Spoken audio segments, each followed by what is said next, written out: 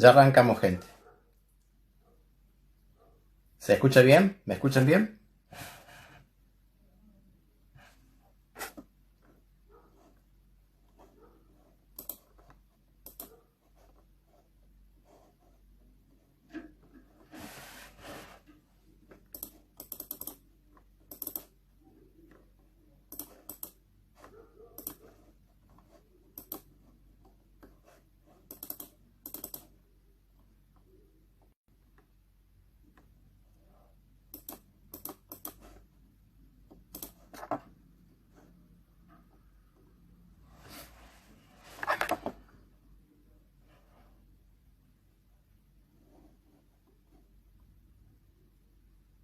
Ya vamos comenzando.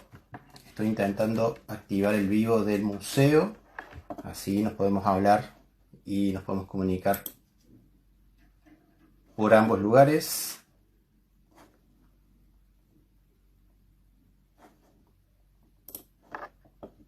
A ver, a ver.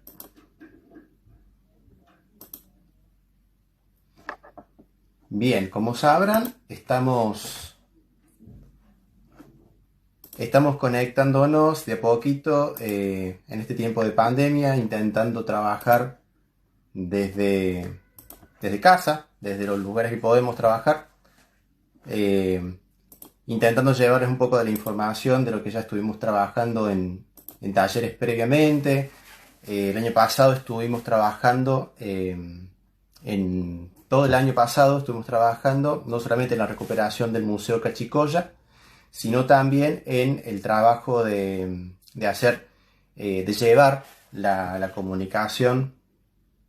A ver, ahí se está actualizando. De a poquito. Bien. Ahí estamos también transmitiendo desde Facebook. Vamos a ver si me escuchan. Bien.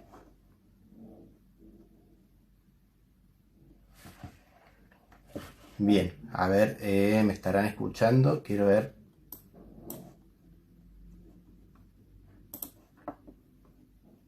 Bien. Tengo entendido que estamos grabando también en... a ver. Chat.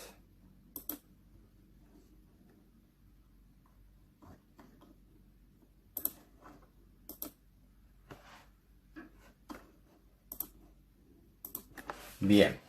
Bueno, ya estamos en vivo también en Facebook. Bien, les comento un poquito de lo que estuvimos trabajando ya previamente. En talleres anteriores, el año pasado sobre todo, estuvimos trabajando mucho sobre la historia de Laguna Larga a partir de algunas... El taller se llamaba Memorias y Olvidos de una comunidad lagunense. Tenía que ver mucho con el trabajo de la historia que no se estaba haciendo en Laguna Larga, de nuevas visiones, de nuevas perspectivas. La idea era revisar un poco el pasado lagunense en clave más popular, en clave más revisada desde las cuestiones de género, desde los sectores olvidados, desde de la parte de las sociedades que no habían tenido voz ni voto. Así que bueno, la idea era revisarla desde ese lugar y hemos tenido una muy buena recepción y este año hemos intentado reeditar ese viejo taller, ese seminario que se dictó el año pasado, que se dictó desde múltiples perspectivas. Por ejemplo, la perspectiva de género. Hicimos una visita guiada al cementerio con perspectiva de género, eh, tras el rastro de las mujeres de Laguna Larga, por ejemplo. Y desde otro punto de vista estuvimos también trabajando mucho la cuestión de criticar lo que se sabe ya de la historia de Laguna Larga, buscándole la vuelta a viejos tópicos y lo que a mí no me gusta mencionar como la historia oficial, pero que en algún punto lo es. Son construcciones de sentido común que ya tenemos asociadas a Laguna Larga que no son tan así. Así que bueno, la idea es trabajar hoy a partir de la historia de la salud, en este contexto de pandemia, en este contexto de cuarentena, acosados y atravesados muchos por la actualidad, por esta cercanía con la enfermedad y con la necesidad de cuidarnos y de cuidar al resto.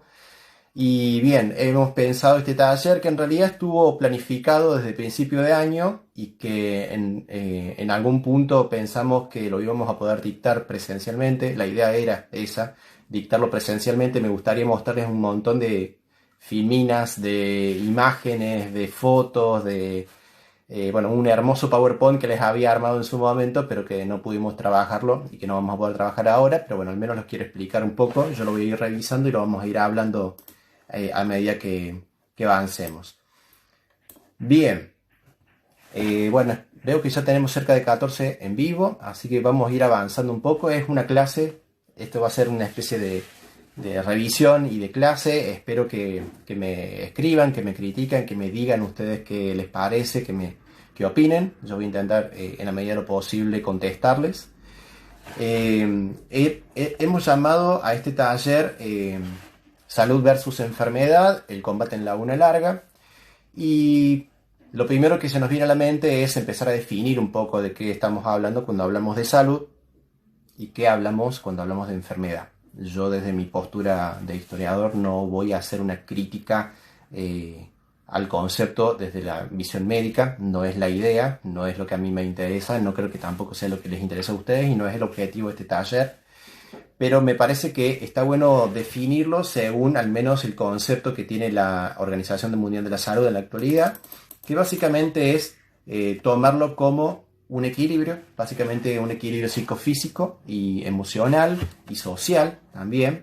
Tiene mucho que ver con el contexto en el que estamos viviendo, contextos de riqueza, pobreza, marginalidad, que terminan afectando a la enfermedad y propiciando la enfermedad en todo caso, pero también hay que tener en cuenta que es un concepto muy variable a lo largo del tiempo. Nosotros vamos a revisar la historia de laguna larga a partir de la enfermedad y de la salud y desde el sanitarismo, desde finales del siglo XIX hasta principios del siglo XXI, donde estamos ubicados en la actualidad. ¿Por qué he tomado este recorte? Básicamente porque a finales del siglo XIX, Argentina comienza todo un proceso de modernización de su sistema sanitario y se dejan atrás viejas prácticas que ya las vamos a mencionar. Ese sistema o esa renovación se le va a llamar el higienismo.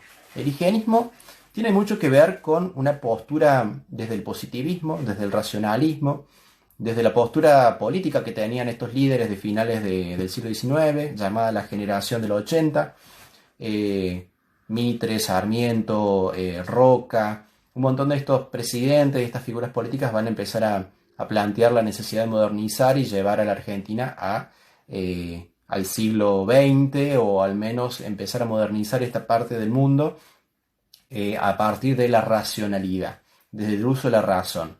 ¿Por qué? Porque convivía en ese momento mucha superstición y en algún punto también el control de la sanidad a partir del control de la iglesia.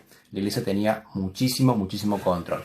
No se preocupen, no me voy a fanatizar y poner el foco tanto en la figura de Manuel Tejerina, que en este taller lo voy a dejar un poco de lado, o lo voy a intentar no mencionar tanto como me gustaría. Pero bueno, lo interesante del higienismo y de esta postura en boga que se tenía desde la medicina de finales del siglo XIX, principios del siglo XX, tiene que ver mucho con el uso de la ciencia, de la razón, y con explicar todo fenómeno social, incluidas las enfermedades, como un fenómeno social, meramente social. Hay una racionalidad científica que abarca básicamente todo. Por ejemplo, en esa llamada higiene social se van a incluir también los pobres, se va a incluir el fenómeno de la pobreza como un fenómeno social que tiene que solucionarse, la cuestión del suicidio, la cuestión del homicidio, van a estar relacionados mucho con esta racionalidad y esta forma de explicar la sociedad que tenía el higienismo. ¿Por qué voy a esto? Por ejemplo, del higienismo también surgió algunas curiosidades, por ejemplo, la frenología, que era una rama teóricamente de la medicina que trataba de explicar la conducta de las personas a partir de la forma de su cara, de su cráneo, de las medidas, de determinadas medidas, y el carácter de esas personas, que podían también determinar su profesión, por ejemplo. Pongamos un caso ejemplo de esto, es el Petiso Orejudo, un criminal muy famoso del principio del siglo XX, que caía en esta determinación de que por sus rasgos físicos era obvio que iba a caer dentro de la criminalidad. Pero también hay posturas un poco más peligrosas, o van a ser el fundamento de corrientes bastante más peligrosas dentro del higienismo, por ejemplo, la eugenesia y el darwinismo social. ¿Qué son la eugenesia? Bueno, y con el darwinismo social retomamos un poco la imagen de Darwin, esta idea de la evolución de las especies y de que había especies que habían evolucionado más que otras. Bueno, de ahí va a surgir algunos conceptos medios estirados y llevados a la antropología en relación a las razas. De ahí va a salir el racismo, de ahí van a surgir las explicaciones lógicas, teóricamente lógicas y racionales, que van a determinar finalmente los grandes genocidios del siglo XX, por ejemplo, el Holocausto judío, o ese es el más famoso, en realidad muchos más. Bien, en este contexto, Argentina está metida dentro del higienismo y es donde vamos a empezar a plantear los cimientos de la ciencia médica en Laguna Larga a principios del siglo XX. Yo he tomado para hacer este taller, obviamente los libros de historia de Laguna Larga, algunos conocimientos que hemos tenido de algunos trabajos que se han hecho. El más emblemático es evidentemente el de Efraín Bischoff, pero hay otros trabajos menores que también están relacionados con esto. Por ejemplo, la monografía de Laguna Larga de Arturo Lascano Colodrero, muy conocida. Y también un libro que lo tengo aquí a mano, lo he dejado a mano por las dudas, que es el trabajo que hizo el doctor Cavallo sobre la vida de José María Romero Díaz. En realidad el libro apunta a ser una historia del club esportivo, pero el doctor Cavallo tenía mucho conocimiento y mucha relación con el padre, con José María Romero Díaz. José María Romero Díaz va a ser una de las figuras emblemáticas de la medicina en Laguna Larga. Ya vamos a llegar a él. Vamos a avanzar un poco más. ¿Sobre qué base vamos a empezar a trabajar? Bueno, tenemos este higienismo que se va a empezar a imponer la ciencia, se va a empezar a imponer sobre lo que se llamaba la superstición. La superstición, inclusive en el libro de Bischoff hay una parte en la que se menciona una curandera, una vieja curandera que tenía en Laguna Larga, y se la menciona desde una manera peyorativa, tratando de intentar tirar su imagen abajo o burlándose de las prácticas que tenía, y en realidad no es el objetivo de esto. Yo no estoy planteando qué es válido y qué no es válido. La ciencia se ha impuesto sobre paradigmas anteriores, pero son prácticas populares, prácticas ancestrales que ya vienen de antes, que fueron básicamente relegadas, pero no van a desaparecer, van a seguir presentes. En la actualidad seguimos teniendo curanderos y curanderas en Laguna Larga, y es muy interesante ver que hay cierta legitimidad en eso. Y también cómo se han ido adaptando. Estas prácticas tenían mucho que ver con conocimientos que venían de generaciones previas, generaciones anteriores, y que con la persecución de la iglesia en algún punto intentaron adaptarse o readaptar sus prácticas, incluyendo alguna ritualidad cristiana, católica, puntualmente en el caso de Laguna Larga. Por ejemplo, tenemos el caso del empacho, que se hace la señal de la cruz, o la pata de cabra, que tiene que ver con el demonio, que la pata de cabra en realidad es el demonio, que es una afección que suele sucederle a los niños, a los bebés. El mal de ojo, muchas personas han sido acusadas de ser causales de mal de ojo, sobre todo las personas que tienen ojos claros son básicamente las acusadas de generar el mal de ojo. Y la culebrilla, también el famoso herpes zóster, según la ciencia médica, que tiene su tratamiento desde la curandería. Yo no creo que esté bueno intentar defenestrar o tirar abajo estas ideas del conocimiento popular previo, sino tenerlo como un conocimiento ancestral. En algún punto funcionan, podemos tener una especie de efecto placebo de todo esto, así que bueno, es interesante tomarlo desde ese punto de vista. Y por el otro lado, A ver, mencionarles un montón de curanderos que tuvo Laguna Larga, que sigue teniendo en la actualidad, que son muy reconocidos, muy respetados, muy conocidos, muy referenciados. Por ejemplo, la doña Sara Daniele, seguramente algunos de ustedes han ido a consultar con ella. Dona Enrique e Isabel Bernasconi, que trabajaban en la zona rural de Laguna Larga, en la zona rural sur de Laguna Larga. Don Bernasconi, nosotros en el museo atesoramos un mueble que pertenecía a él y donde tenía dispuestos todos sus frascos, sus menjunjes, todo el material que él necesitaba para trabajar. Doña Francisca Grosito, más conocida como Doña Chita, también era una gran y conocida curandera de Laguna Larga. Doña María Gulino, que no solamente hacía riquísimas tortas, sino que también era una conocida curandera de Laguna. Doña Dina y Elvita Fabro sigue trabajando en la actualidad. Don Francese y Doña María Marino, también muy conocidas. Y en el Museo de Laguna Larga, en el Museo Cachicoya, tenemos, también nos donaron hace poquito una silla que pertenecía a los famosos curanderos del agua fría, que eran de Impira, y que bueno, la atesoramos como una curiosidad y también con todo el respeto que se implica, porque mucha gente le tiene evidentemente un recuerdo y lo atesora de una manera. Yo creo que van yéndonos un poquito más a lo científico, o al menos a lo que podemos evidenciar y registrar. En el 2003, 2004 y 2005, a partir del trabajo que yo hacía en el registro civil y junto a Benita Cepeda, que en ese momento también estaba ya entrando su jubilación, y en una especie de acuerdo entre los dos empezamos a hacer estadísticas que eran muy necesarias para tener sobre Laguna Larga, y entre esas estadísticas hicimos muchísimas estadísticas de natalidad y de mortalidad. Y entre las estadísticas que hicimos de mortalidad hicimos una especie de relevamiento bastante minucioso sobre lo que eran las causales de muerte en Laguna Larga, cuáles eran las enfermedades o los padecimientos que tenían, que eran básicamente las causales de muerte, y cómo fueron evolucionando desde que comienza a trabajar el registro civil. Los primeros registros que tiene el registro civil en Laguna Larga son de 1911 y hasta la actualidad continuamente. Y en esos registros fuimos recabando algunos datos muy curiosos, muy interesantes de cómo fue evolucionando la población en Laguna Larga. A ver, tenemos un primer periodo entre 1911 y más o menos a mediados de la década del 20, en el cual no había un médico fijo en Laguna Larga, sino que básicamente había médicos que venían de otras partes, poquito tiempo, hacían algunos diagnósticos, pero no estaban establecidos en Laguna Larga.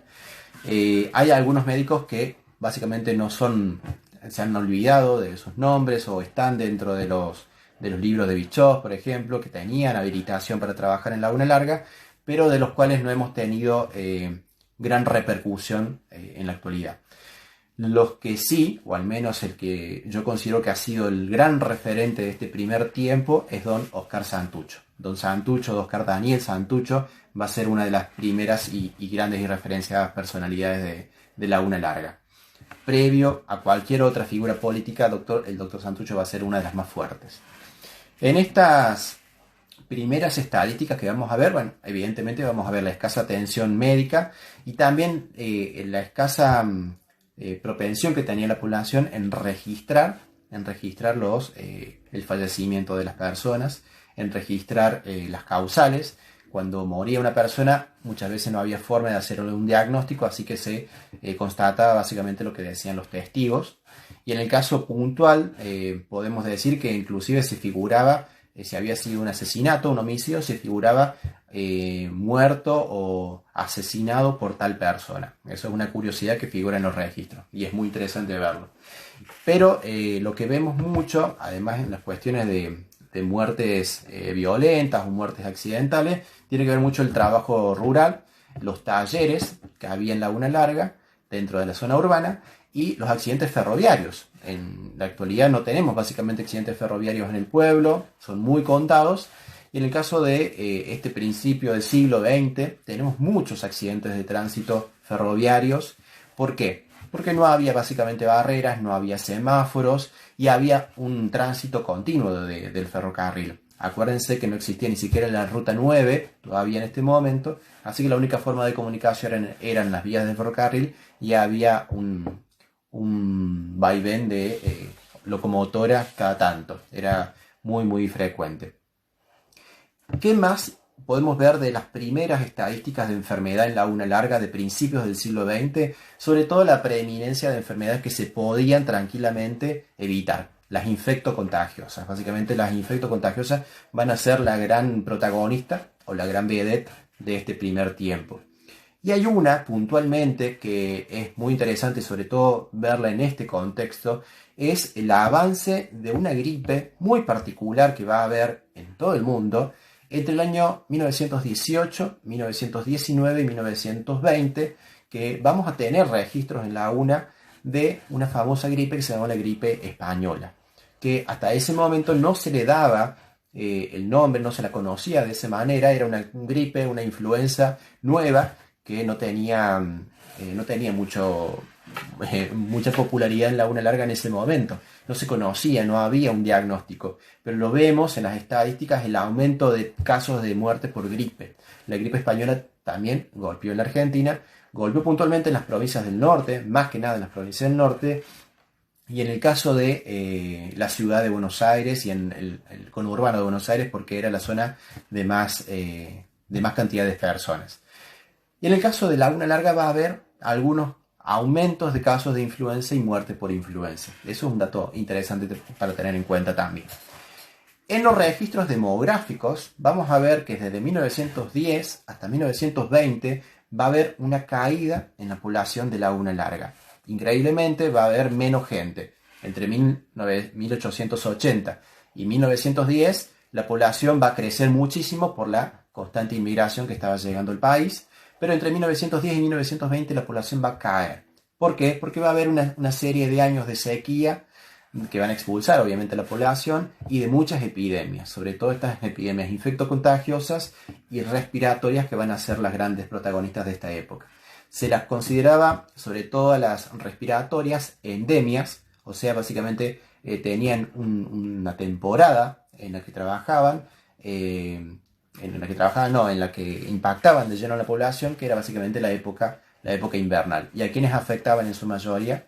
Evidentemente a los niños recién nacidos, a los menores y a la gente de mayor edad.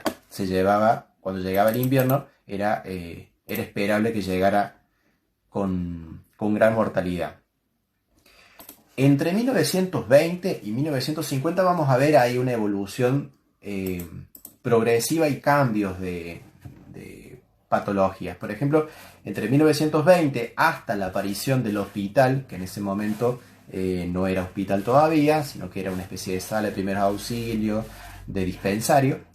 Entre 1920 hasta la llegada del dispensario, a mitad de la década del 30, van a hacer estragos las enfermedades respiratorias, las anginas, las bronquitis, las neumonías, la tos convulsa, la escarlatina, el asma. Algo que hay que tener mucho ojo a la hora de ver las estadísticas tiene que ver mucho con los nombres de las enfermedades que han ido variando y que han ido cambiando a lo largo del tiempo. Necesariamente para hacer este tipo de análisis demográfico nos hacía falta un vademecum médico para ver de qué se estaba hablando, de qué enfermedades. Por ejemplo, el cáncer cambió de nombre. En un momento hay como muchas interpretaciones, muchos diagnósticos en relación al cáncer que previamente eran difíciles de diagnosticar porque no había estudios ni nada.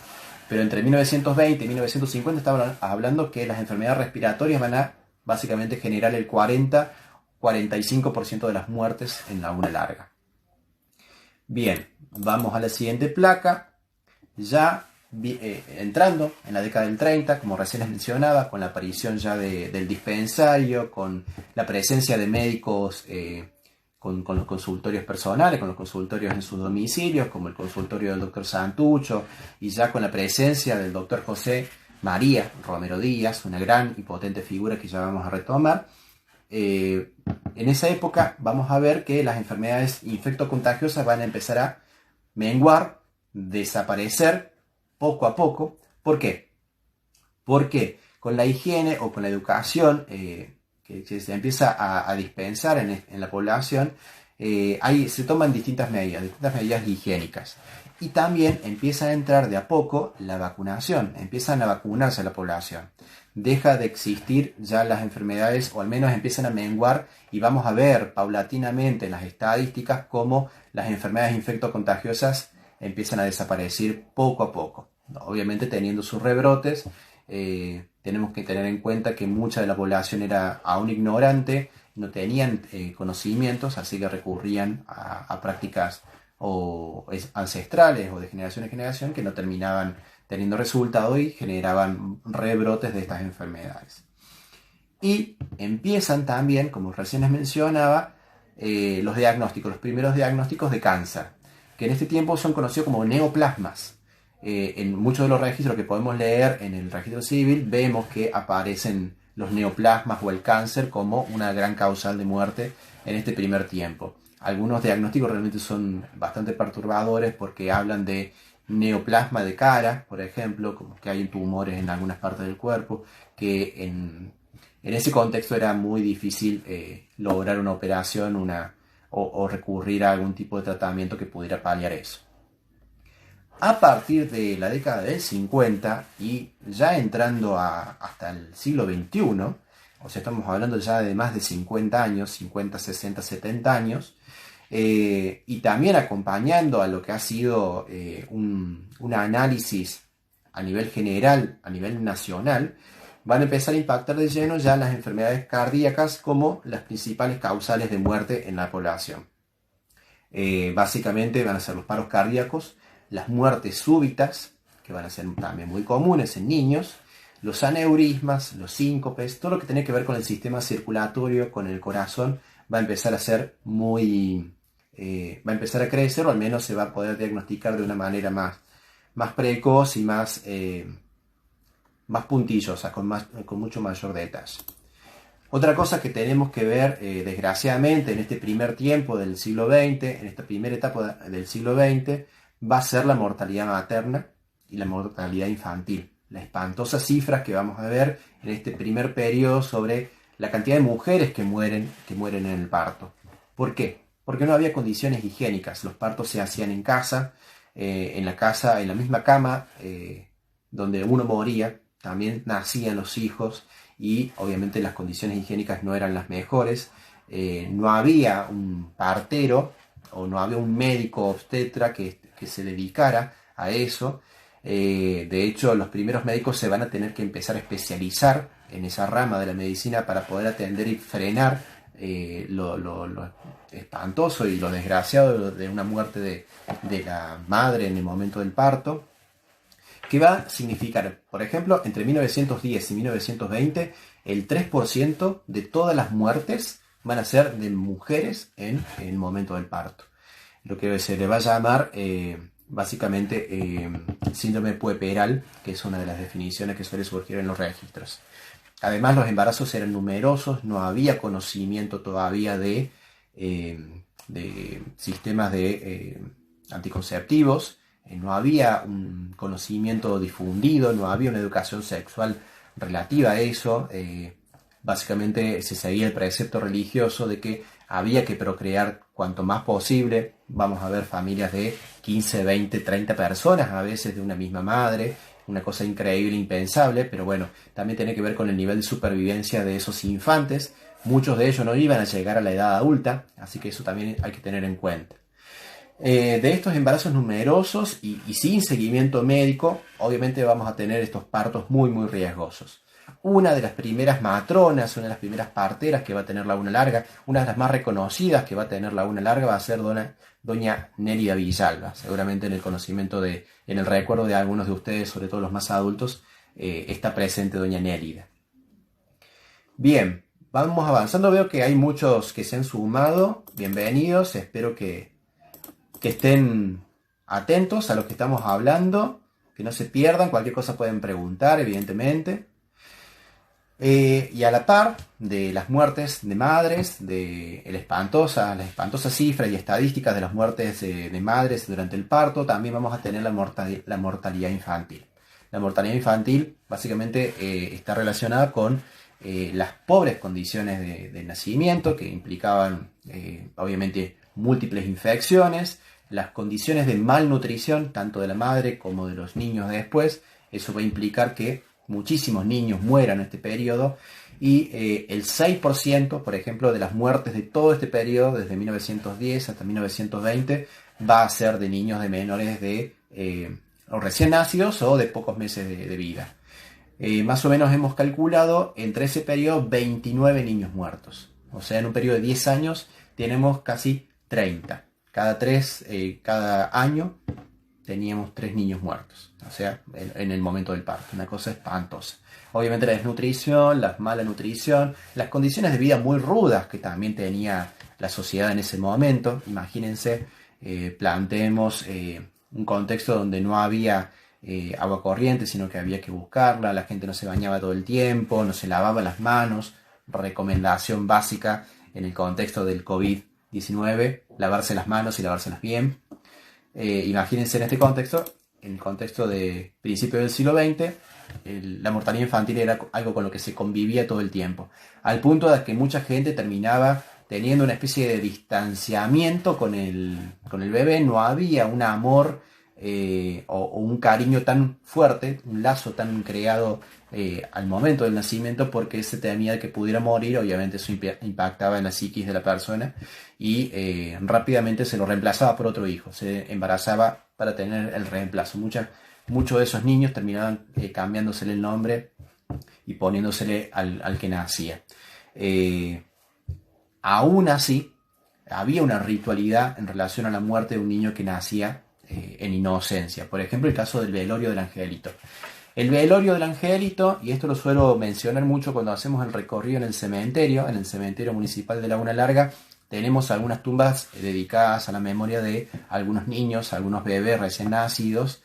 Y el velorio del angelito es una costumbre que viene del norte argentino, que viene de una tradición ya bastante añeja, que tiene que ver con no llorar la muerte de un niño que recién nace. ¿Por qué? Porque directamente se va al cielo, según la creencia popular, según la creencia religiosa, va a ir directamente al cielo porque es inocente. Básicamente no tiene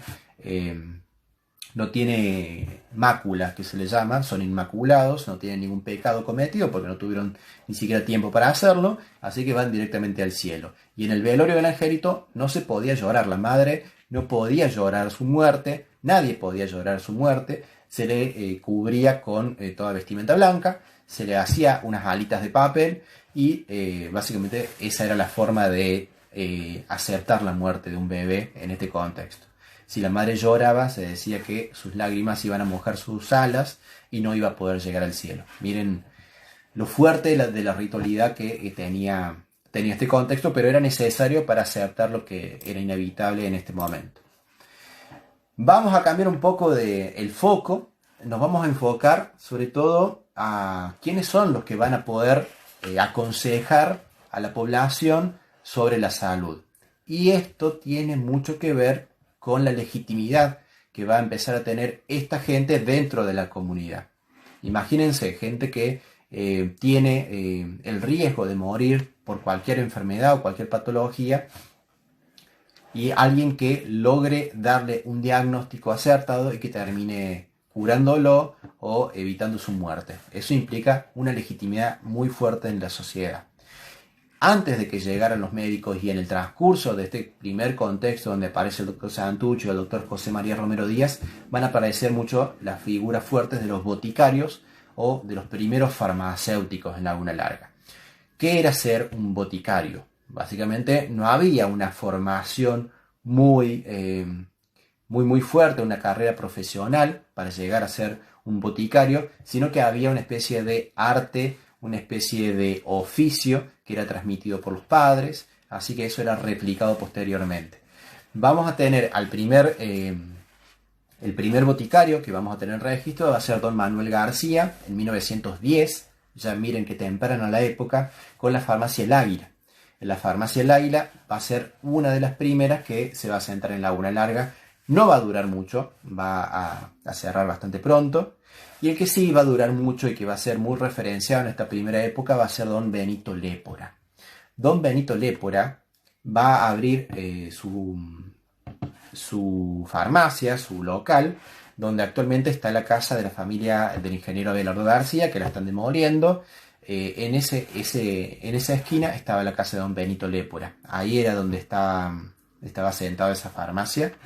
Don Benito Lépora va a tener lo que yo llamo la guerra de los farmacéuticos con otro famoso señor. Digo famoso porque ya lo hemos hablado mucho tiempo cuando hicimos la visita guiada a la Plaza San Martín y cuando hicimos también la visita guiada al cementerio el otro día, que es don Pari de Gassi. Pari de Gassi era un señor bastante conflictivo, bastante, a ver, por decirlo de alguna manera, un señor que se las tenía a traer, peleaba con todo el mundo, era bastante combativo de alguna manera. Don Pari de Gassi va a intentar por todas las formas de que don Lépora cierre su farmacia porque él también era farmacéutico y quería tener el monopolio del negocio en Laguna Larga y ese monopolio también le implicaba cierta legitimidad social. Don Pari de Gassi, este italiano con carácter fuerte, va a ser también el famoso creador del Club Audax. El Club Audax finalmente va a desaparecer, pero don Pari de Gassi también se va a enfrentar en elecciones a don Luis Corsi, al que nosotros consideramos como el primer intendente de Laguna Larga, y esa disputa que va a tener Pari de Gassi va a implicar que finalmente se llame a elecciones de nuevo. O sea, ni Luis Corsi ni Pari de Gassi van a terminar asumiendo el control de la municipalidad, de incipiente municipalidad que se había creado en 1920, sino que se va a llamar a elecciones de nuevo y va a salir de esa elección don Santiago Doyle. Pero Pari de Gassi, imagínense lo peligroso en algún punto y lo potente de su figura que va a terminar obligando a la familia Lépora a irse de Laguna Larga, cerrar la farmacia e irse de Laguna Larga. Él va a tener su farmacia un tiempo y también se va a terminar yendo, se va a ir a vivir a Jovita. Alguien que nosotros recordamos mucho y que seguramente ustedes tienen alguna referencia un poco ya más cabal es don Nicanor Lescano. Don Nicanor Lescano va a ser el que va a abrir la famosa farmacia La Colonia en 1926. Estamos hablando de que tienen casi 100 años de continuidad de trabajo. Acá Carlos Nardi me comenta de que Benito Lépora se terminó trasladando a Noetinger. ¿Sí? Sí, terminó logrando que se vaya de Laguna Larga. Nicanor Lescano va a ser una gran referencia para los boticarios y los farmacéuticos en este primer periodo y va a heredar finalmente Eduardo Coderini la profesión, la carrera y va a mantener abierta la famosa farmacia de La Colonia hasta la actualidad. Va a cumplir sus 100 años en 2026, así que estamos ahí prontos a esperar ese festejo. Bien, saltándonos de la guerra de los farmacéuticos, vamos a ir ya puntualmente, voy a tomar un poquito de agua, a el hospital, la historia de nuestro hospital. La sala de primeros auxilios se va a dar en el contexto de los 30.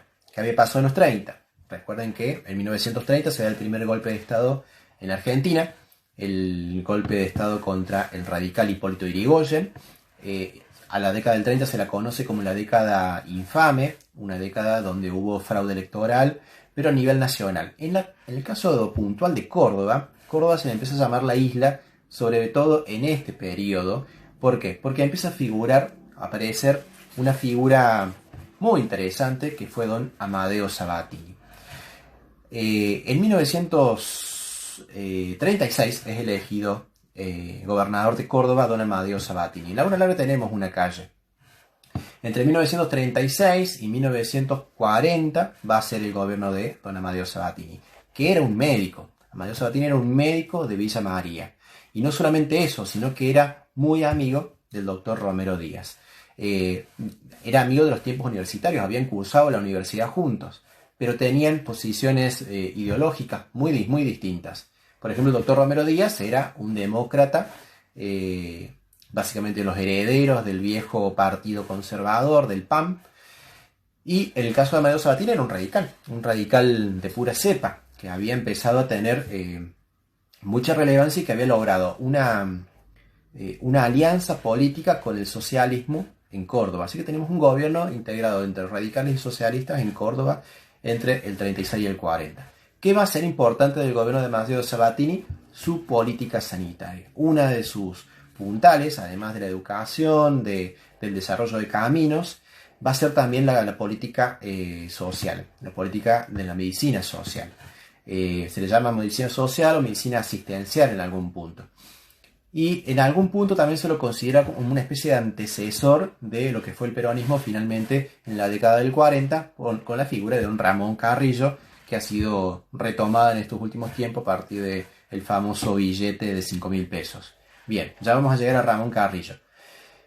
El hospital, que en su momento se llamó dispensario, se va a empezar a construir en 1935 durante la intendencia de don José María Romero Díaz. Y aquí retomo su figura porque José María Romero Díaz había empezado a ejercer, era un hijo de una de las grandes familias de Laguna Larga, los famosos Romero Díaz, hijos de don Manuel Romero Romariz y de doña Gabriela Díaz.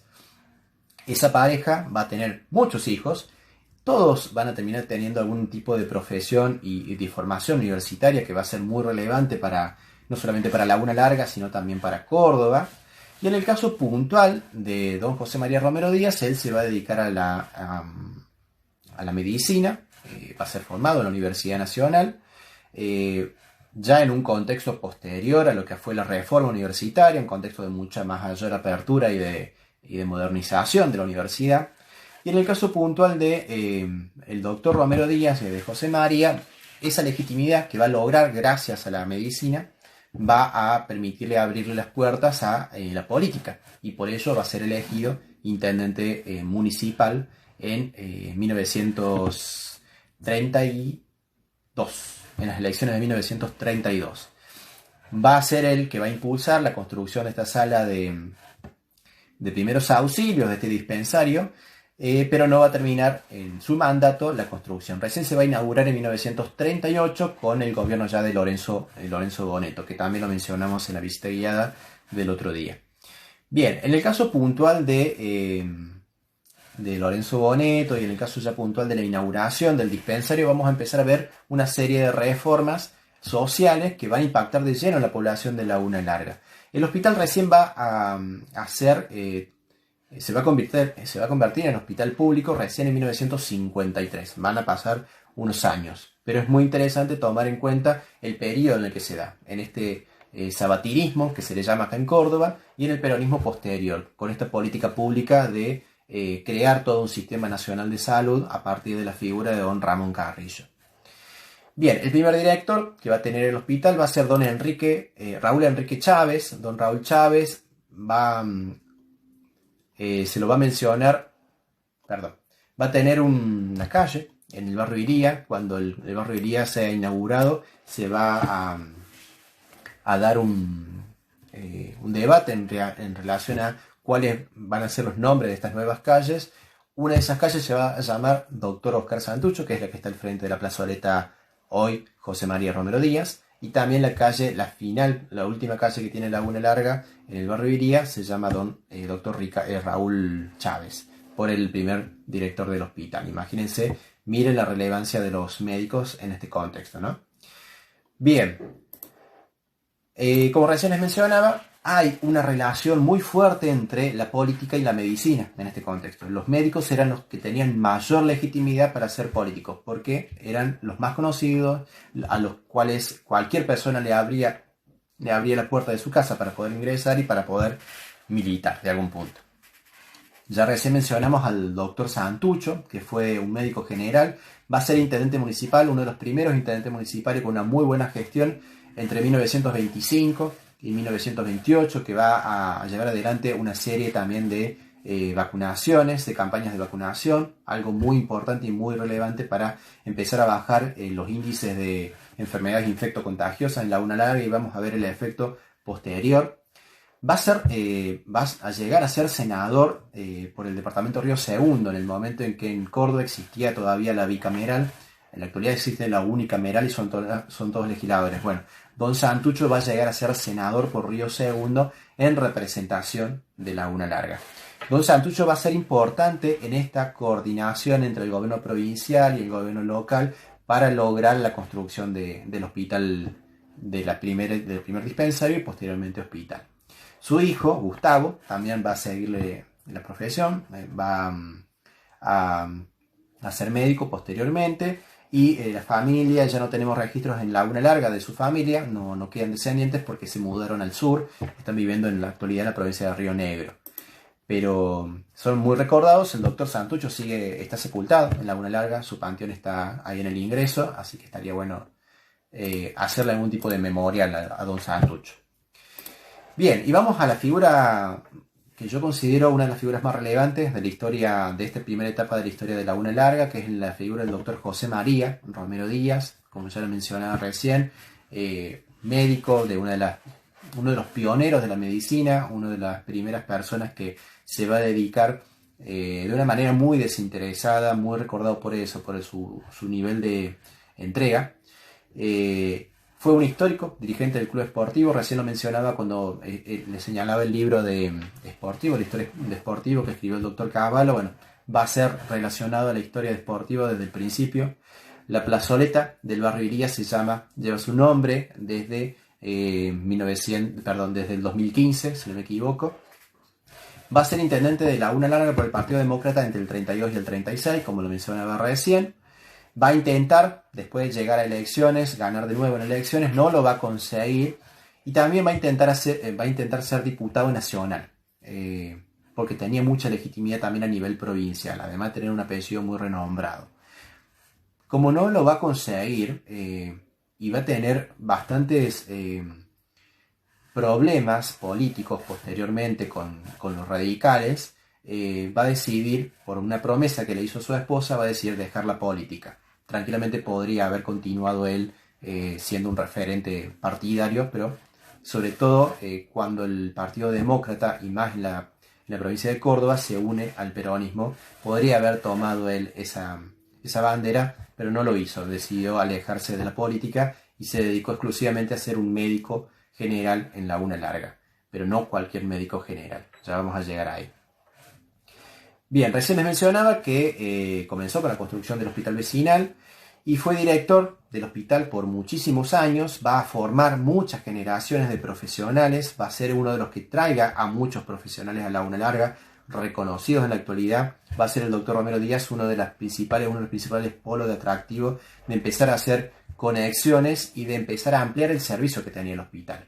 Ese hospital, que era bastante precario en ese primer momento, va a empezar a tener profesionales. Se le va a abrir, por ejemplo, la sala de maternidad, que ya va a empezar a impactar muchísimo en la mortalidad materna y en la mortalidad infantil. Va a frenar muchísimo esas estadísticas. Su hermano va a tener varios hermanos, muchos hermanos, algunos van a ser ingenieros, pero su hermano Manuel, por ejemplo, va a ser anestesista.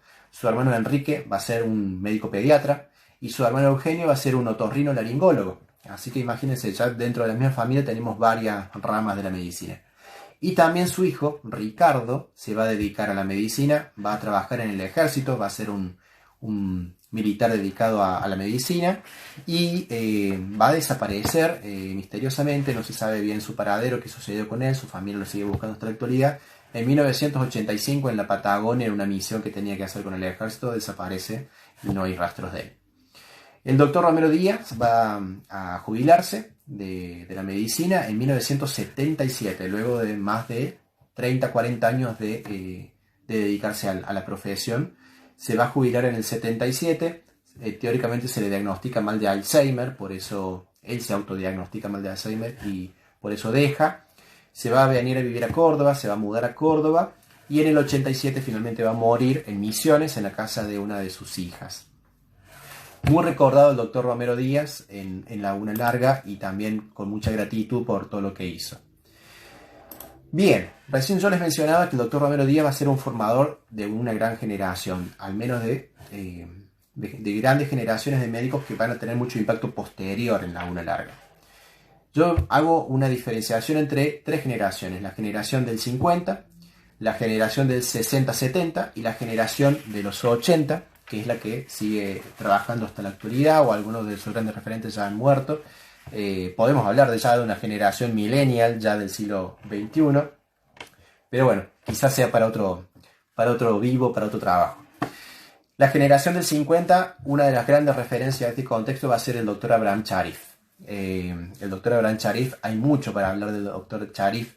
No, puntualmente yo no voy a hablar del doctor Sharif porque les voy a dar una primicia. El señor, el escritor Carlos Guirado está haciendo una biografía sobre Abraham Sharif, así que recomiendo que lean ese trabajo prontamente impreso y editado, así que espero que lo disfruten. Voy a mencionar dos detallitos. Abraham Sharif va a ser un dirigente radical muy muy reconocido, además de ser uno de los pioneros de la medicina. Van a hacer una clínica con el doctor Santucho, con el doctor Romero Díaz, una de las primeras clínicas que se van a salir de lo clínico dentro del hospital, dentro de las variedades que tiene el hospital.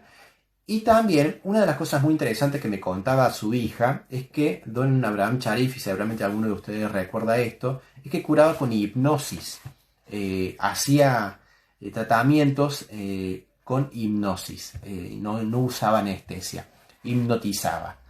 Miren la apertura mental que hay que tener para alguien dedicado a la medicina, dedicarse también a la hipnosis como una forma de tratar de paliar la desconfianza que uno tiene de ir al médico, ¿no? Otro recordado médico de esta generación, de la generación del 50, va a ser el doctor Rubén Amado García Rolfo. Don Rubén García Rolfo va a ser muy conocido. No era nativo de Laguna Larga, era cordobés, va a ser uno de los que va a traer el doctor Romero Díaz. Va a llegar en 1964 recién a Laguna Larga, así que está ahí en una división entre la generación del 50 y la del 60. Era médico pediatra, tenía mucha experiencia por haber trabajado en la Cruz Roja y va a fallecer en 1990. También muy querido el doctor García Rolfo. Otro señor también muy importante de este contexto, de esta generación, va a ser el doctor Alfonso de María. El doctor de María, que va a fundar la famosa Clínica de María posteriormente, también una gran referencia a nivel académico, porque él se va a encargar de trabajar mucho con el secundario. Va a ser el primer director que va a tener la secundaria. El Instituto Secundario General José María Paz va a trabajar bajo el ala y el cuidado de don Alfonso de María, con toda una gama de profesores traídos por el doctor Alfonso de María. Y un detallito que me gustaría remarcar es que la Clínica de María está justo al frente del Centro Espiritista. El Centro Espiritista en realidad se construyó ahí. Habíamos hablado un poco del espiritismo en Laguna Larga con la visita guiada que hicimos al cementerio el otro día. El espiritismo tiene el cuidado, o al menos tienen una vocación de rezar u orar en sus encuentros cada jueves por los enfermos y a distancia. Creen que pueden curar a distancia a partir de la oración o de la imposición de manos. Bueno, no es casual que el Centro Espiritista esté justo al frente de la Clínica de María. Y en el caso del doctor Alfonso de María, su hijo don Arnaldo, el doctor Arnaldo de María, también va a abrazar la profesión. Vamos a ver entonces ahí que hay una especie de lazos poco a poco entre los padres e hijos, como una especie de profesión que se termina heredando, como una especie de oficio o arte que se termina heredando. Un amor por la profesión, ¿no? Vamos a saltar entonces ahora a la generación del 60 y la del 70, donde vamos a tener grandes y reconocidos médicos, pero van a ver hasta ahora que hemos estado hablando mucho de hombres. Son todos médicos hombres. ¿Qué pasa con las mujeres? Bueno, ya vamos a llegar ahí. En la década del 60 y en la década del 70 hacen aparición tres grandes médicos de Laguna, como fueron el doctor Rubén Almaraz Basús. El doctor Rubén Almaraz Basús seguramente tienen algún conocimiento o han escuchado alguna vez de ellos. El doctor Rubén Almaraz fue, en mi caso puntual, quien me trajo al mundo. Fue el que atendió el parto de mi vieja, donde estuve yo, la cesárea, de donde nací yo. Pero el doctor Rubén Almaraz no era nativo de Laguna Larga. Él se va a sentar en 1966. Era un especialista en ginecología. Se lo conoce como el médico gaucho en la placa del cementerio donde está sepultado él. tiene esa denominación, el famoso médico gaucho, querido, muy querido por Laguna Larga, y va a ser uno de los grandes impulsores de la filial del ALSEC. ¿Qué es la ALSEC? La ALSEC es conocida como la Liga Argentina de Lucha contra el Cáncer.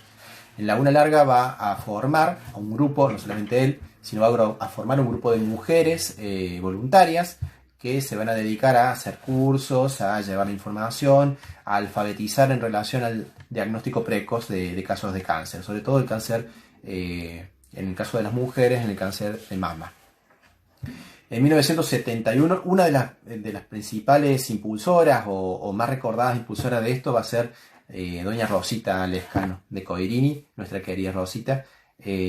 Así que no va a ser la única, pero van a ser muchas, y Rosita es una de las más referenciadas. Padre de Pepito Almaraz, de nuestro querido director de la Radio Clara. Y en el 2013 se va a bautizar el Parque Lineal de la Salud, que está en el camino de la autopista, en el acceso a la autopista, con su nombre. Va a fallecer trágicamente en 1986 a una muy temprana edad, y bueno, evidentemente va a generar un golpe muy, muy grande a la comunidad de Laguna Larga. Otro importante y referente de este tiempo, de esta generación del 60-70, va a ser don Roberto Boldú. El doctor Roberto Boldú, que era originario de Misiones. Él no era nativo de Laguna Larga. Va a llegar a Laguna Larga en 1967. Tenía una relación muy cercana con José María Romero Díaz porque eran parientes, eran familiares. Ya vamos a llegar ahí. Él va a generar primero esos consultorios y luego la famosa clínica Boldú, establecida en la General Paz, en la calle General Paz, en el centro de Laguna Larga. Era un médico obstetra, que se va a dedicar básicamente a los partos, pero también va a ser un médico clínico que va a diagnosticar. Va a ser director del hospital vecinal en 1975. Va a finalmente morir en el cargo de director del hospital en el año 2000.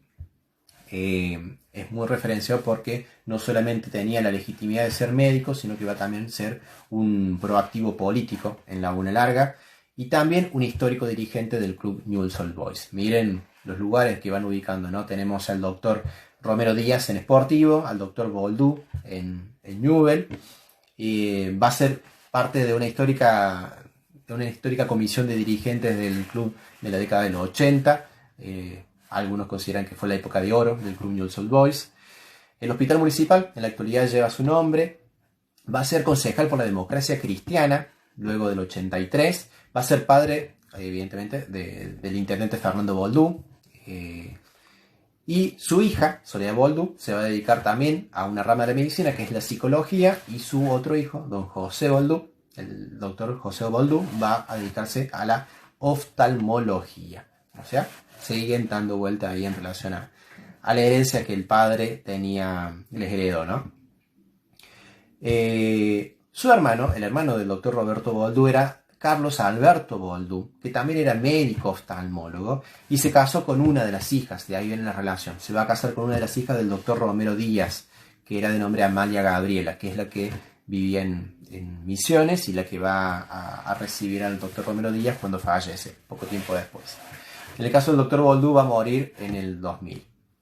Otro director muy conocido, muy reconocido de Laguna Larga, muy querido también, va a ser el doctor Antonio Oratti. Estoy hablando entonces ya de toda una generación del 60-70 de grandes hombres que no solamente van a tener un impacto en la cuestión de la medicina, de la sanidad en Laguna Larga, sino también dentro de la política de Laguna Larga. Bien, vamos a saltar, así avanzamos un poco más porque veo que se me está yendo el tiempo y ya estamos casi en la hora. Vamos a avanzar a la generación del 80, que yo le llamo una de las grandes líneas, que va a ser la que va a sobrevivir hasta recientemente. Una de las principales figuras, que la tengo aquí, en un librito de poesía que hizo don Hermes Balbasori, me imagino que lo recordarán, no sé si la tienen a este librito, es el doctor Omar García. El doctor Omar García, también un muy muy querido vecino de Laguna Larga, muy recordado vecino de Laguna Larga, médico y director del hospital, va a ser también un referente del radicalismo en Laguna Larga. Veo que en Instagram se me está acabando el tiempo. Vamos a finalizar este videito y después lo vamos a reiniciar, así que no se vayan. En la generación del 80, quienes terminen de visionar en Instagram pueden mudarse a Facebook si quieren, yendo a Instagram. Retomo entonces la generación del 80, la generación de 1980 hasta ya finales del siglo XX. Vamos a tener la imagen o la presencia muy presente el doctor Omar García, que va a ser director del hospital, va a ser un referente del radicalismo, y también lo importante del doctor García, que esa fuerte presencia política, además de que era un líder carismático, va a generar una revuelta en el hospital, donde se van a quemar libros, en libros de actas del hospital en la ruta. Se va a cortar la ruta 9 por una protesta porque se había cometido una injusticia con el Omar García en una puja interna que tenía con el radicalismo a mediados de los 90. Miren la relevancia que va a generar el doctor García en la UNA. Otra importante figura va a ser la del doctor Carlos Funes, que va a ser un referente de los 80, no solamente a nivel médico, sino también a nivel político. Va a ser parte de lo que se considera una renovación del peronismo lagunense en la década del 80, a la vuelta de la democracia a partir del 83. El doctor Funes va a ser parte de esa precoz generación. Hasta el día de hoy sigue trabajando en Laguna Larga, es muy recordado y muy querido. El doctor Funes sigue siendo un referente para muchos de nosotros, ¿no? Otro querido doctor va a ser René Cavallo. Los que tuvimos la oportunidad de conocerlo, de hablar con él, de participar en alguna mesa, de compartir con él, era todo un personaje. Realmente el doctor Cavallo era un personaje, hablaba hasta por los codos, pero era muy conocido por haber sido no solamente un bioquímico de la UNA, sino también una activa persona, una proactiva persona en la UNA, que va a ser candidato a intendente. Él era partidario de la famosa UCD en los 90. Previamente va a formar la Cámara Juniors, que se le llamó en la década del 70, que la Cámara Juniors básicamente era un grupo de jóvenes que trabajaban en pos del pueblo, en generar beneficios para el pueblo. Van a ser los que van a conseguir crear un banco de medicamentos en el hospital, muy, muy jóvenes. Además de ser un prolífico escritor, él va a escribir el famoso primer libro biográfico del padre de Tejerina. Espero terminar el mío en algún momento para poder publicarlo también. Y también, como recién les mencionaba, el libro de la historia de Sportivo. Un libro que hay que leerlo, realmente es muy valioso porque tiene algunas joyitas ahí que se pasan por alto en la historia de Laguna Larga. Ya en este contexto, en esta parte, vamos a volver a hablar un poco del rol de género, de qué pasaba con las mujeres en Laguna Larga, qué pasaba con las mujeres en la medicina. Bien, no me estoy refiriendo a las parteras, no me estoy refiriendo a las enfermeras, ya llegaré a ellas. Estoy hablando de las doctoras, las primeras doctoras que tuvo el pueblo. ¿Qué pasaba con ellas? ¿Por qué llegaron tan tarde? Bueno, evidentemente la profesión era bastante machista.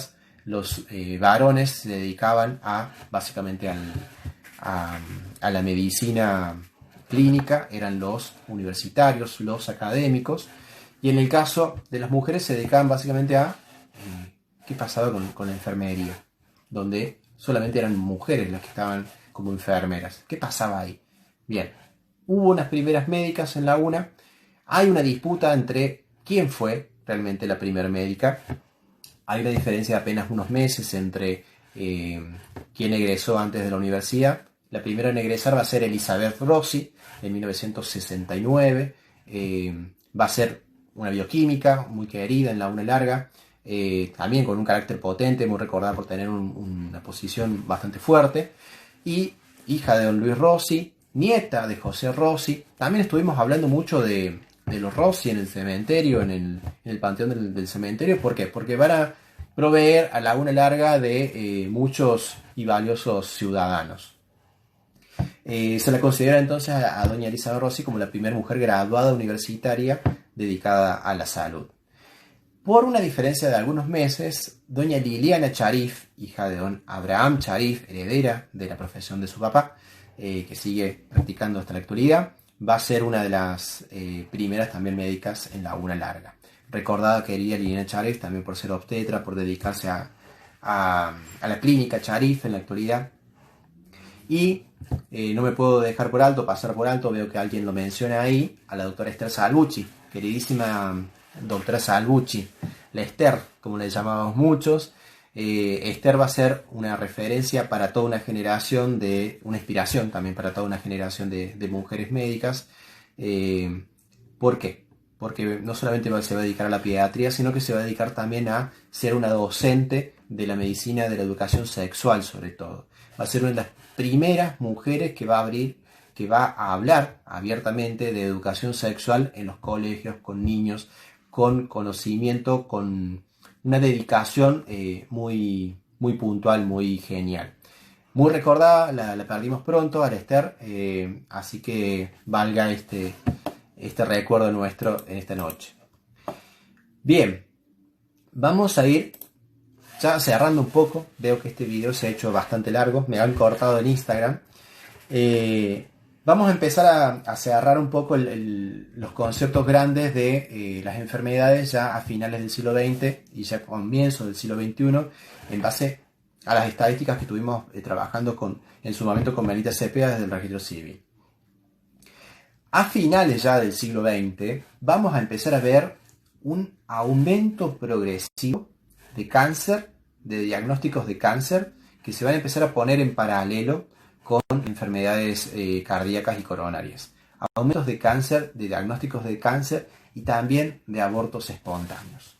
A ver, un aborto espontáneo es un embarazo que se interrumpe sin la voluntad de la persona, sin la voluntad de la embarazada, ¿no?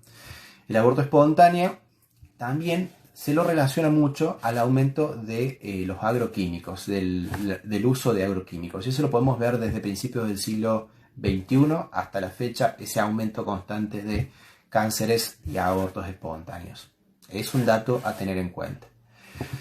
Y otra cosa que padecemos todos los argentinos y que es muy triste y que hay que tomar medidas urgentes con ella porque se le considera también una epidemia argentina, es la de los accidentes de tránsito, la muerte por accidentes de tránsito. Números pasmosos que no dejaron de crecer desde los 70 hasta la actualidad.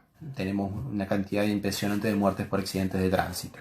Además de que también a estas dos causas, como les mencionaba recién, la de cáncer y la de los accidentes de tránsito, siguen las enfermedades coronarias y de cardíacas, siendo las tres principales causales de muerte en Laguna Larga a finales del siglo XX y principios del siglo XXI. Llevadas más adelante, llevadas más que nada como causales de sedentarismo, los hábitos alimenticios que tenemos, el estrés, bueno, van a ser causales de esas muertes. Va a haber un cambio de paradigma en la medicina. Estuvimos hablando mucho del higienismo a principios del siglo, después de la medicina social, ya a mediados de los 30, principios de los 40, 50. Va a haber varios cambios en relación a eso. No quiero olvidarme de dos conquistas que se dieron en Laguna Larga. Una en la década del 60 con la concreción, gracias a una comisión, de una ambulancia, de la primera ambulancia que tuvo Laguna para empezar a derivar los casos más urgentes. Y en la década del 80 vamos a tener la consecución en el barrio Ilía, recién formado barrio Ilía, de una primera sala de primeros auxilios que sigue en funcionamiento, que también es muy recordada en la comunidad. Bien, cuando hablo de cambio de paradigma estoy hablando de un nuevo posicionamiento de cómo ver a la salud. Y a partir de los 90 vamos a ver la salud como una mercancía. Cuando hablo de mercancía estamos hablando entonces de que solamente puede tener acceso a la salud el que puede pagarla. Eso es algo que se empezó a imponer en la salud, en la educación y en muchos otros ámbitos de la vida política, de la vida social a partir de los 90, ¿no?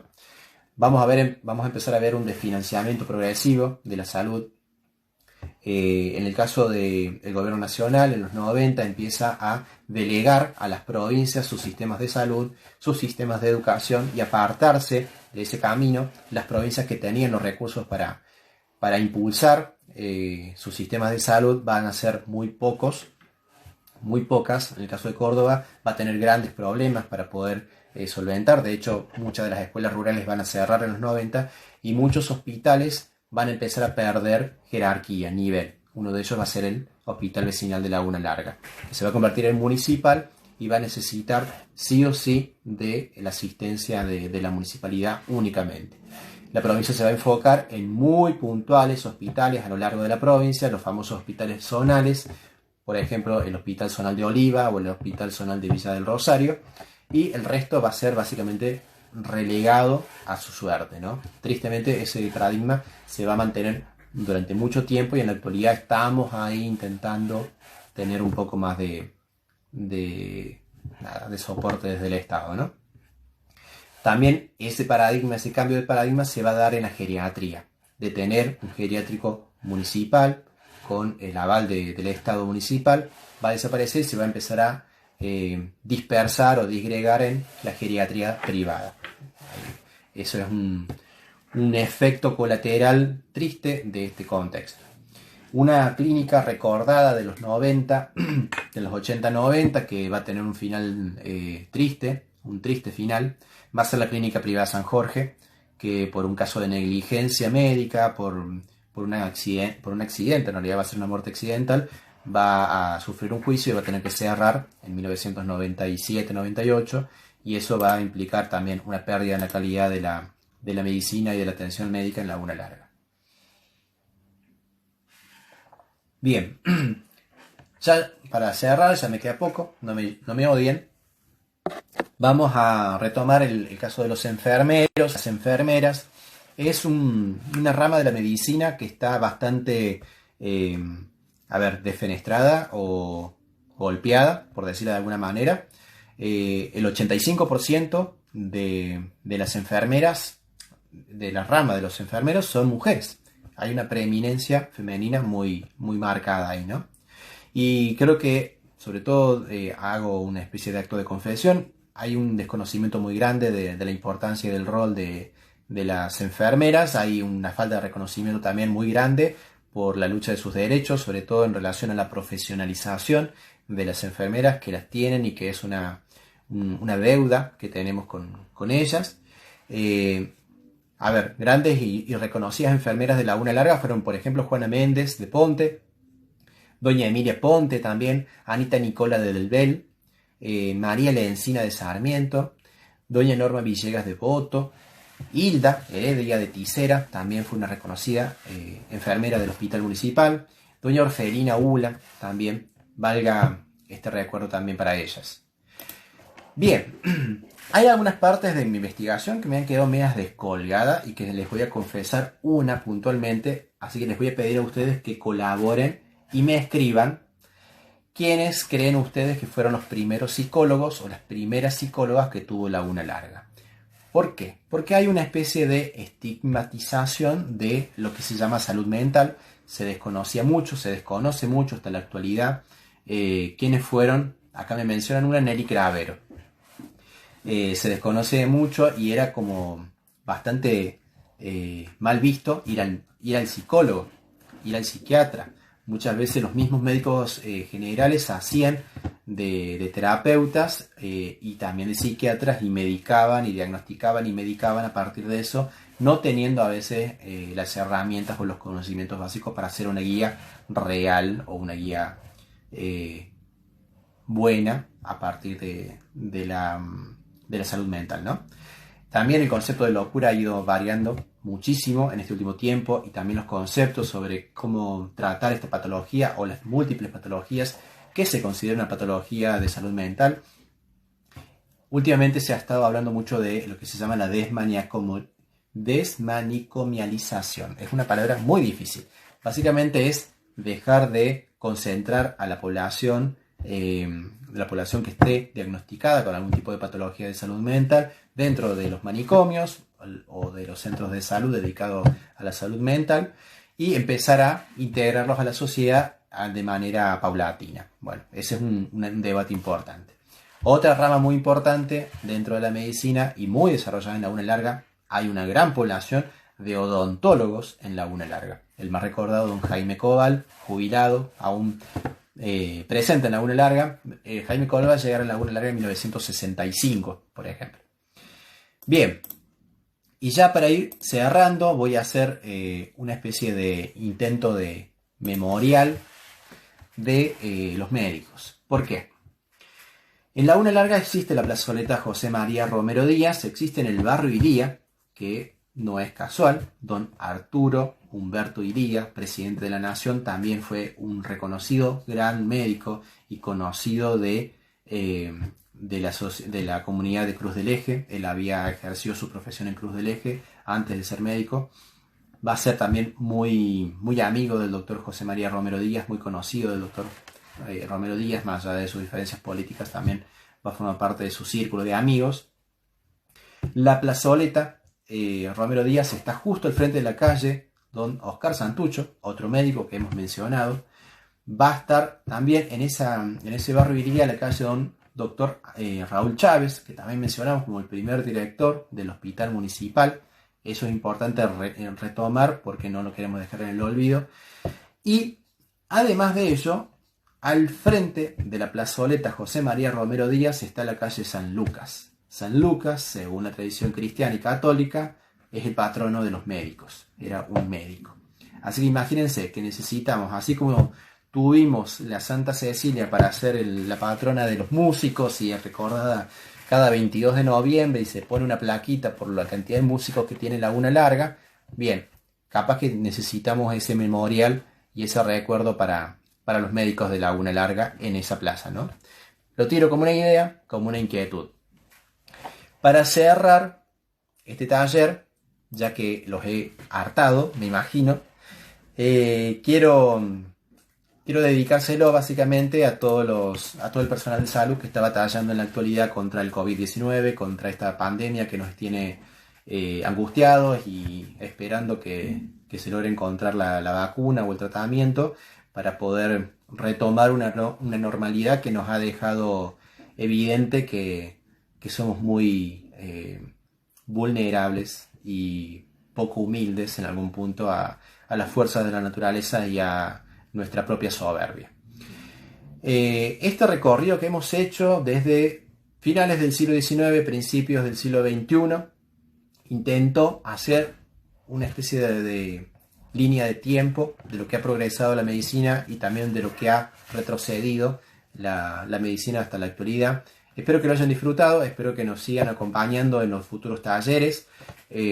Nuestra idea siempre es divulgar, llevar el conocimiento que tenemos, que podemos acceder. Evidentemente esta es mi perspectiva, es mi posición frente a esto. No intento imponer nada, sino plantear una crítica o también plantear un aporte al conocimiento de la historia de nuestro pueblo y de nuestra comunidad. Y bueno, espero que lo hayan disfrutado. Gracias por haberme acompañado, toda la comunidad. Veo que hay mucha gente conectada aún. Y buen sábado y espero que se cuiden y que estén bien. Muchas gracias.